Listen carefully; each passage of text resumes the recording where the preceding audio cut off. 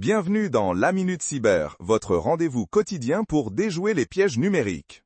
Salut à toutes et à tous et merci de nous retrouver pour ce nouvel épisode de La Minute Cyber. Je suis Jérémy, votre hôte, et aujourd'hui on va plonger dans un sujet fascinant et un peu effrayant, l'ingénierie sociale. Pour en parler, j'ai le plaisir d'accueillir Léa, notre experte en cybersécurité. Salut Léa! Salut Jérémy et bonjour à tous nos auditeurs. Ravi d'être là pour éclairer ce coin un peu obscur de la cybermenace. Obscur est le mot, Léa. On parle souvent de pare-feu, d'antivirus, mais là, on s'attaque à un maillon bien plus humain, non? Est-ce que l'humain est vraiment le maillon faible ou notre première ligne de défense? Excellente question Jérémy. Disons que l'humain est souvent la cible la plus facile. L'ingénierie sociale, c'est l'art de manipuler les gens pour qu'ils révèlent des informations sensibles ou qu'ils fassent quelque chose qu'ils ne devraient pas. C'est contourner les défenses techniques les plus robustes en passant par la porte de service, celle de la psychologie humaine. C'est beaucoup plus simple que de casser un système informatique ultra sécurisé, tu vois ? Ah oui, je vois très bien. C'est comme le cambrioleur qui n'a pas besoin de crocheter la serrure parce que la porte est ouverte. Et quelles sont les techniques les plus courantes que ces maîtres de la manipulation utilisent, au-delà du fameux phishing bien sûr? Exactement, Jérémy. Le phishing, on le connaît tous par cœur. Enfin, on croit le connaître. Ce n'est plus seulement l'email mal orthographié ou le SMS qui vous dit que vous avez gagné à une loterie à laquelle vous n'avez pas joué. Maintenant, c'est beaucoup plus sophistiqué. On a le vishing, par exemple, qui est du phishing par téléphone. Un faux support technique qui vous appelle, par exemple, pour résoudre un problème qui n'existe pas, et hop, il vous demande l'accès à votre ordinateur. Oh oui, j'ai des amis qui ont failli tomber dans le panneau, c'est dingue. Et il y a aussi le physical phishing, n'est-ce pas? Une clé USB perdue sur le parking de l'entreprise? Précisément. Imaginez une clé USB avec l'étiquette « Confidentiel RH » ou « Salaire 2024 » trouvée par terre. La curiosité est humaine et souvent on la branche pour voir ce qu'il y a dessus. Et c'est là que le malware s'installe. C'est diabolique. Vraiment machiavélique, on dirait un scénario de film. Et le prétexting, c'est quand ils inventent toute une histoire. Oui, c'est ça. Le prétexting, c'est créer un faux scénario très crédible pour extraire des informations. Par exemple, quelqu'un vous appelle en se faisant passer pour la maintenance informatique. « Bonjour, je suis de la maintenance. Nous avons besoin de vos identifiants pour un test urgent sur le réseau. Votre accès sera coupé dans 5 minutes si vous ne coopérez pas. » La pression et le faux statut d'autorité, ça marche souvent. La pression, c'est une technique redoutable. Et le baiting, c'est l'appât du gain si je ne me trompe pas. Tu as tout bon. Le baiting, c'est littéralement appâter la victime avec une offre alléchante. Ça peut être un logiciel gratuit qui est en fait vérolé, une offre d'emploi trop belle pour être vraie, ou même, comme on l'a dit, cette clé USB perdue qui promet un trésor d'informations. Donc si c'est trop beau pour être vrai, c'est probablement faux en cyber. Et le quid pro quo, c'est le petit service en échange de quoi? Exactement. Le quid pro quo, c'est un service pour un autre. L'attaquant propose d'offrir un service en échange d'une action ou d'information.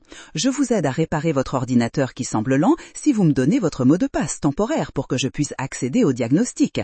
C'est sournois car on se dit qu'on est aidé. Et le côté physique comme le tailgating ou le piggybacking, on entre dans la vraie vie là. Absolument, c'est l'accès physique non autorisé. Le tailgating, c'est se faire tenir la porte d'un bâtiment sécurisé sans badge, juste en suivant quelqu'un d'un air naturel, comme si on faisait partie du groupe. « Ah, ma carte ne marche plus ce matin, vous pouvez me tenir la porte s'il vous plaît ?» C'est une intrusion par politesse.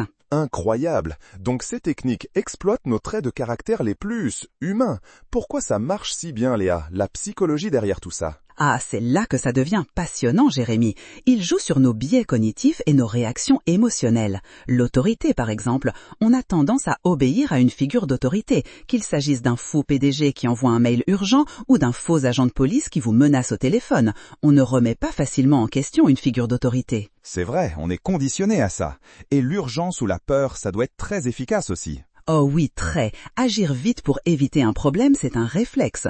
Votre compte va être bloqué, vous risquez une poursuite judiciaire si vous ne cliquez pas sur ce lien, votre carte bancaire a été piratée, confirmez vos coordonnées. La peur paralyse le jugement critique. Totalement. Et la curiosité ou la cupidité, l'appât du gain, on en a parlé avec le baiting, c'est la nature humaine. Exactement. L'envie de gagner de l'argent facilement ou la curiosité insatiable pour une information choc ou une rumeur juteuse. Qui ne voudrait pas un smartphone dernier cri gratuit ou savoir qui a regardé votre profil? Qui n'a pas cliqué sur une pub perd des 10 kilos en 3 jours, avons-le.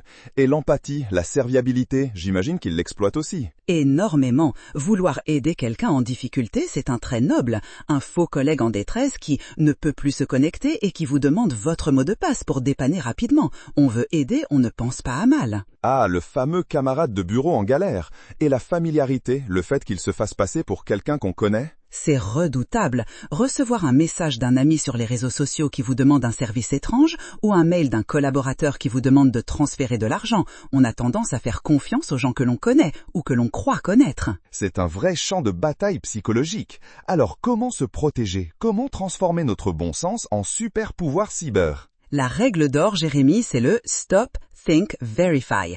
Arrêtez-vous, réfléchissez, vérifiez. Ne jamais agir sous la pression ou l'émotion. C'est crucial. Toujours vérifier l'information via un canal indépendant. Si c'est un mail de votre banque, n'appelez pas le numéro dans le mail. Allez sur le site officiel de la banque et trouvez leur numéro. C'est tellement logique quand on y pense, mais sous le coup de l'émotion. Et la formation, la sensibilisation, c'est clé, n'est-ce pas? Absolument. Apprendre à reconnaître les signaux d'alerte, les tactiques courantes d'ingénierie sociale, c'est la meilleure des défenses. Beaucoup d'entreprises proposent maintenant des formations pour leurs employés. Pour les particuliers, des ressources en ligne sont disponibles. Donc moins on donne d'infos, mieux c'est, moins de données publiques. Exactement. Moins vous exposez d'informations sur vous sur les réseaux sociaux ou ailleurs, moins les attaquants ont de quoi construire un prétexte crédible. Chaque détail est une pièce du puzzle pour eux. Soyez une énigme, soyons des cyber-ninjas anonymes, et une saine méfiance même envers ce qui semble de confiance. Oui, développer un esprit critique face aux demandes inattendues, même si elles semblent venir de personnes de confiance. Un coup de fil inattendu, un mail bizarre, il faut se poser la question, est-ce normal? Mieux vaut être trop prudent que pas assez. Et si on a un doute ou si on a été ciblé, il faut signaler, ne pas avoir honte. Surtout pas de honte. Signaler est essentiel. En entreprise, à l'équipe de sécurité, pour les particuliers, aux autorités compétentes ou aux plateformes dédiées. Chaque signalement aide à traquer les attaquants et à protéger d'autres personnes. C'est un acte citoyen. Merci beaucoup Léa, c'était passionnant et très éclairant. On retient donc que le maillon faible peut devenir la première ligne de défense avec un peu de vigilance et beaucoup de bon sens. C'est tout à fait ça, Jérémy. La cybersécurité, c'est aussi une question de psychologie. Et c'est sur ces mots que se termine notre épisode du jour de la Minute Cyber. Un grand merci à Léa pour ses explications limpides. N'oubliez pas, restez vigilants, restez curieux, mais surtout, restez en sécurité. On se retrouve demain pour un nouvel épisode. D'ici là, cyberprotégez-vous.